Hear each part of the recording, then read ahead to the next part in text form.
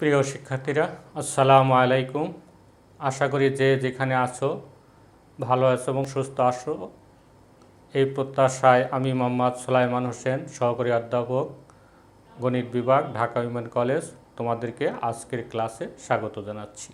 প্রিয় শিক্ষার্থীরা, আজকে আমি তোমাদেরকে ম্যাট্রিক্স পদ্ধতিতে সমীকরণ জোটের সমাধান কিভাবে করে তাই দেখাবো। তো প্রথমেই আমি একটা বিষয় তোমাদের সামনে নিয়ে আসছি, সেটি হলো দেখো 1 1 -2 2 3 1 3 -1 -7 এটি একটা ম্যাট্রিক্স। আর একটি ম্যাট্রিক্স হলো x y Z.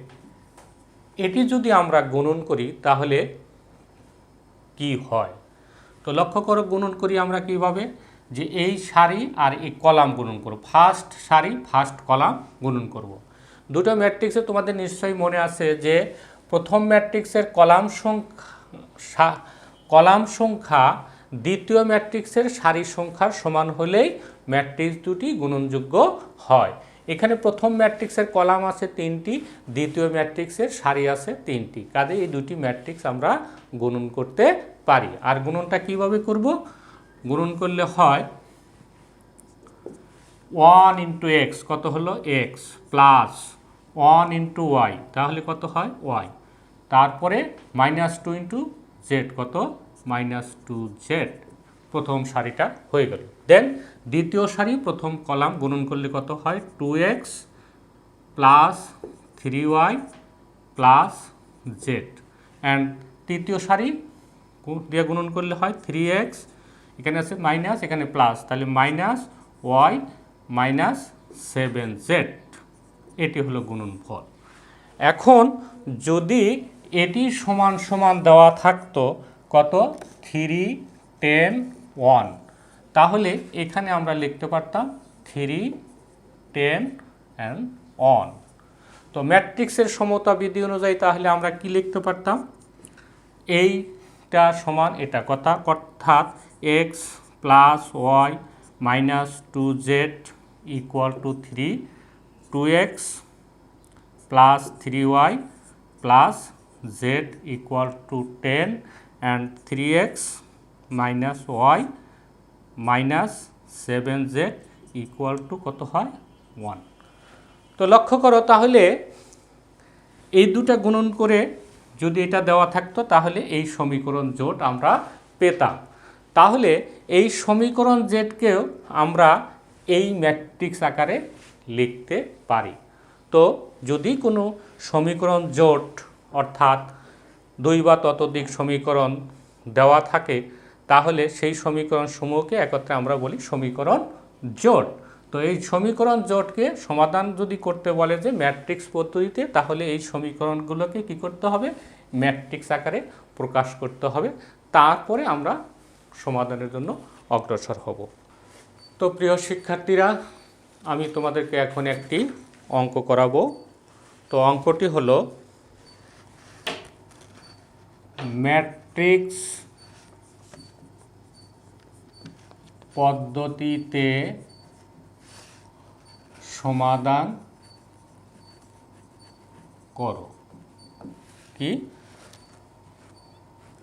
x plus y - z = 3, 2x plus 3y plus z = 10 and 3x - y -7z = 1। তো প্রথমত আমরা ম্যাট্রিক্সটাকে কি করব, সমীকরণগুলোকে ম্যাট্রিক্সে প্রকাশ করব। এজন্য লিখি সমাধান সমীকরণ সমূহকে ম্যাট্রিক্সে প্রকাশ করে পাই। কি পাই আমরা 1 1 minus 1 2 3 1 3 minus 1 minus 7 into x y z, অর্থাৎ এক্সের সহগগুলো নিয়ে আমরা প্রথম সারি, এক্সের সহগ ওয়ের সহগ জেডের সহগ নিয়ে আমরা প্রথম সারি পেলাম, তারপরে এক্সের সহগ ওয়ের সহগ জেডের সহগ নিয়ে দ্বিতীয় সারি, সিমিলারলি তৃতীয় সারি পেলাম। Then x y z equal to কী হলো আমাদের 3 10 and 1। তো এখান থেকে আমরা লিখতে পারি A x equal to B. যখন A equal to matrix 1 1 minus 1 2 3 1 3 minus 1 minus 7, x equal to x y z এবং বি ইকুয়াল টু 3 10 1। তো এখান থেকে আমরা পাই x equal to A inverse B, যেটিকে আমরা নাম দিলাম 1 নম্বর। তো এখন এখান থেকে আমাদের কি করতে হবে, এ ইনভার্স বের করতে হবে। তো আমি গত ক্লাসে এ ইনভার্স বের করার তোমাদেরকে শিখিয়েছিলাম, আজকে আবার পুনরাবৃত্তি করছি। যারা ক্লিয়ার ধারণা পাও নাই তারা আজকের ক্লাস যদি ভালোভাবে লক্ষ্য করো তাহলে তোমরা এর মধ্যেই এ ইনভার্স বের করা শিখে ফেলতে পারবে। তো এ ইনভার্স বের করার সূত্র কি? এ ইনভার্স বের করার সূত্র হলো এ ইনভার্স ইকুয়াল টু 1 বাই নির্ণায়ক এ অ্যাডজয়েন্ট অফ এ। তো এই জন্য আমরা প্রথমে কি বের করব, নির্ণায়ক এ বের করব। তো লিখি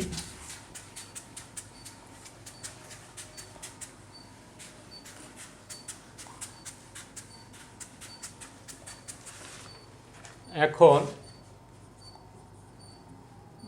নির্ণায়ক এ ইকুয়াল টু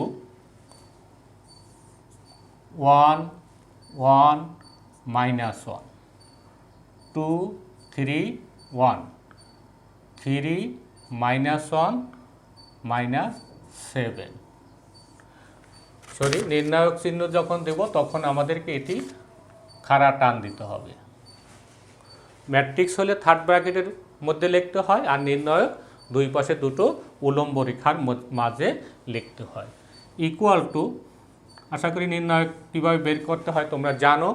এই পজিশন হলো প্লাস, তো এটা এখানে যা আছে লিখলাম, তারপরে এদিকে বাদ এদিকে বাদ থাকলো কি 1 3 1 মাইনাস 1 মাইনাস 7, দেন ফর্মুলায় মাইনাস, এখানে কত আছে 1 1 লিখলাম, এদিকে বাদ থাকলো কি 2 1 3 মাইনাস 7, দেন প্লাস কত আছে এখানে মাইনাস 1, এদিকে বাদ থাকলো কি 2 3 3 minus 1 2 3 3 minus 1 equal to 1 into minus, প্রথমে এদিকে গুণন কত হয় 21 মাইনাস আর এই মাইনাস কত হলো plus 1 minus 1 minus 14 minus 3 plus, sorry প্লাসে মাইনাসে মাইনাস কত হলো minus 2 minus 9 equal to minus 20 plus 17 plus 11 equal to minus 20 plus 28 equal to 8। অর্থাৎ নির্ণায়ক এর মান কত হলো আমাদের 8।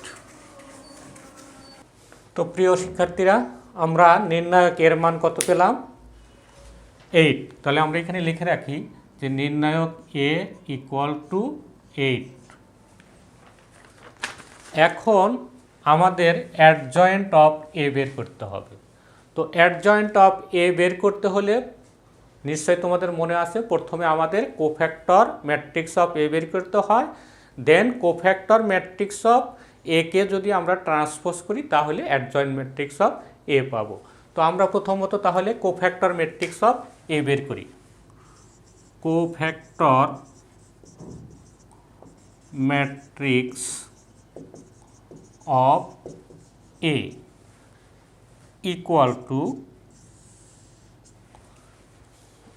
টু কি হবে, আমি এটাকেই ম্যাট্রিক্স হিসাবে চিন্তা করে লিখি। তাহলে এটি হলো পজিশন হচ্ছে কত, প্লাস,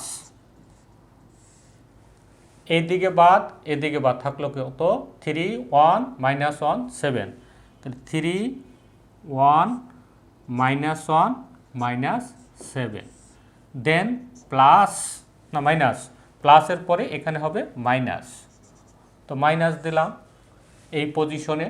তো এদিকে বাদ থাকে কত, 2 1 3 -7, 2 1 3 -7, দেন প্লাস। লেখার সময় অবশ্যই মনে রাখবা যে এটি একটি উপাদান, এটা আরেকটা উপাদান, এর একটা আরেকটা উপাদান হবে। এই জন্য আমরা একটু স্পেস দিয়ে তারপরে মাইনাস লিখবো, যাতে এইটার থেকে এটার সাথে যোগ বিয়োগ না বোঝায়। ঠিক তেমনিভাবে এটাও কত হবে, এদিকে বাদ থাকলো কত, 2 3 3 -1, 2 3 3 -1 আমাদের প্রথম সারি হলো।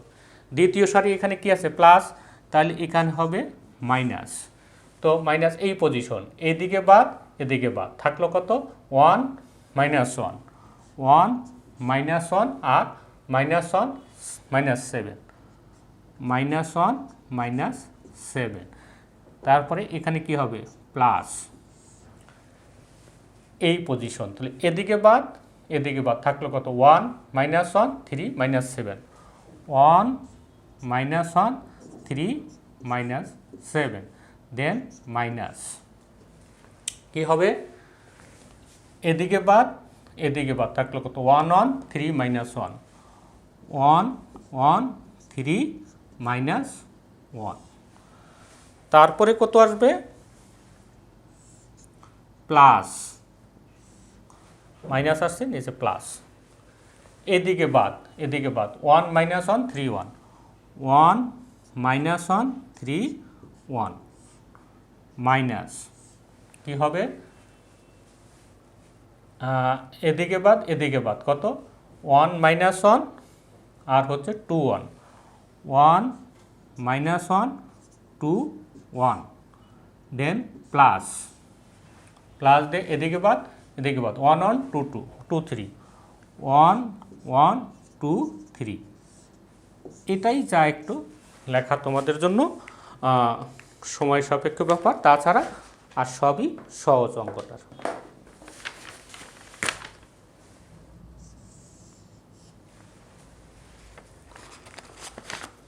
তো আশা করি তোমরা বুঝতে পেরেছ। তো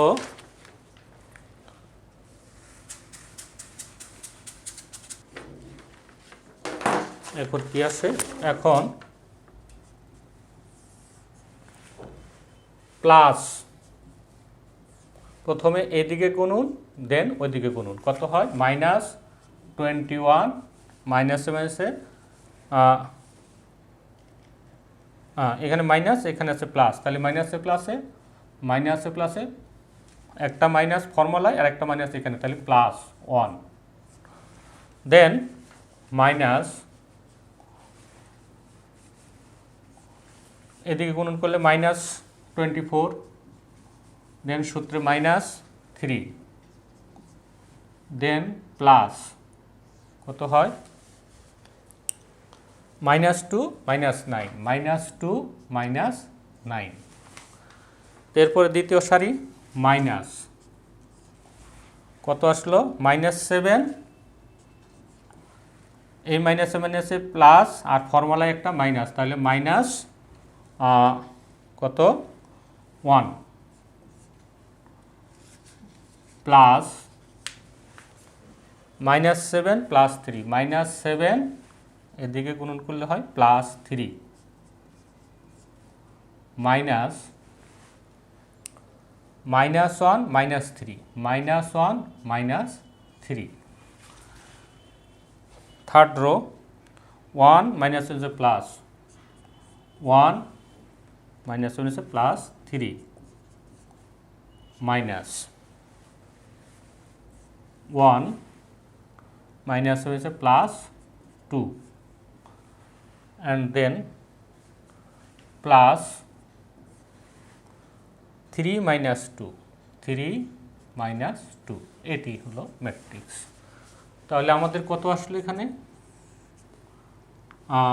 -20, সামনে আছে প্লাস, তাহলে -20, এটি হলো -17, -7 প্লাস 17, দেন -11, -8 হচ্ছে প্লাস 8, -4 অ্যান্ড কত -4 আর -8 প্লাস 4, 4 -3 1। তো আমাদের কি হলো, এটি হচ্ছে কোফ্যাক্টর ম্যাট্রিক্স অফ এ। তাহলে এখন আমরা কি লিখব, অ্যাডজয়েন্ট ম্যাট্রিক্স অফ এ।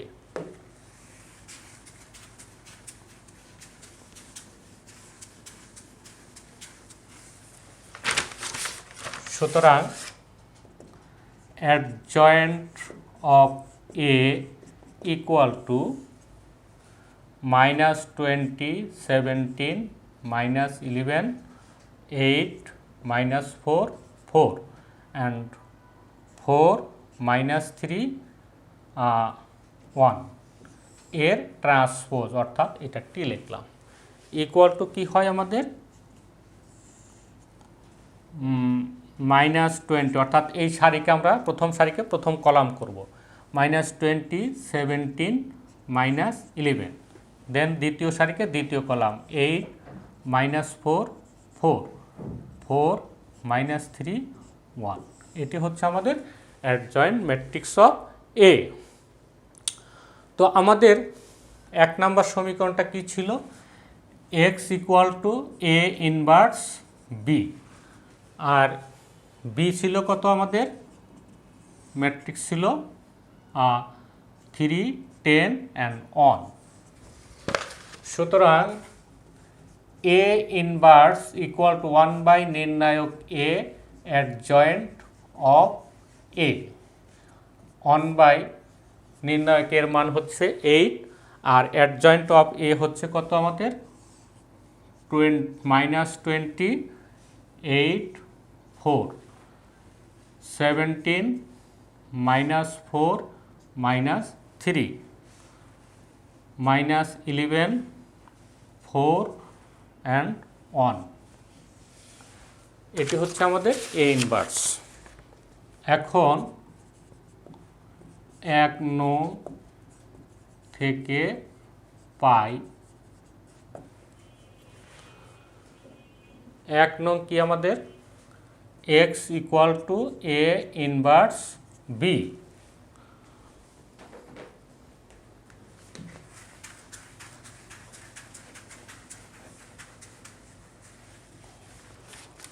তো x ইকুয়াল টু কি ছিল আমাদের x y z, A inverse কত পেলাম আমরা 1/8, -28, 4, 17, -4, -3, -11, 4, 1 আর বি ছিল কত আমাদের 3, 10 and 1। তো তোমাদেরকে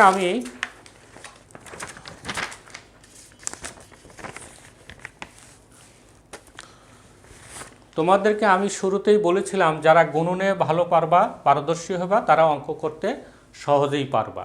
তো দেখো যে আমাদের এই অঙ্ক করতে বারবার গুণনের সাথে দেখা হচ্ছে, তাহলে এখান থেকে আমরা লিখতে পারি কি x y z equal to 1/8। তো আবার গুণন করো, প্রথম সারি প্রথম কলাম কত হয়, এটি দিয়ে এটিকে গুণন করলে হয় -60 প্লাস এটা ইন্টু এটা 80, দেন প্লাস কত 4, 17 ইন্টু 15 কত, 17 ইন্টু 3 কত 51, প্লাস আর এখানে আছে কত মাইনাস, তাহলে 40, then minus 3, and then 11 into 3 কত minus 33 plus 40 and plus 1 equal to আসছে আমাদের 1/8, আমরা এখান থেকে লিখি বা x y z equal to 1/8 minus 60 plus 84,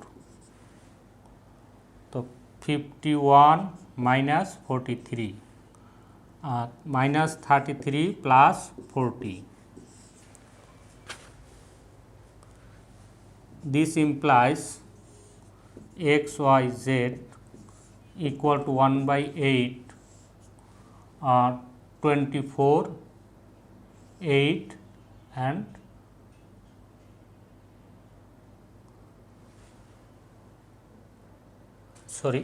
51 আর এটি 33 হয়, 43 হয়, 43 না, minus 33 40 plus 1 41, তাহলে 41 থেকে 33 বিয়োগ করলে হয় 8।